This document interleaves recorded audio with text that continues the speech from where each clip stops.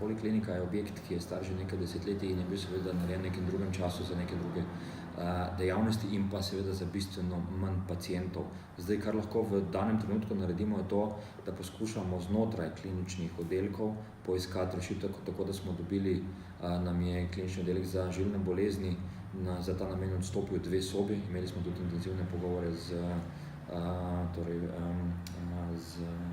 psihiatrijo oziroma z bolnišnico iz Polja, da bi nam te prostore odstopili, ampak jih žal ne morejo zaradi specifičnosti njihovih pacientov.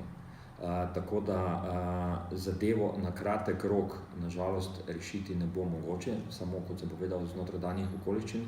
Seveda je pa poliklinika predvidena za kompletno prenovo, torej tudi v strateškem planu nepremičnin je poliklinika ena izmed glavnih prioritet, kjer bomo torej prostore prenavljali in jih prilagajali. Prav tako smo začeli s projektom prenove in obnove prostorov ZVD.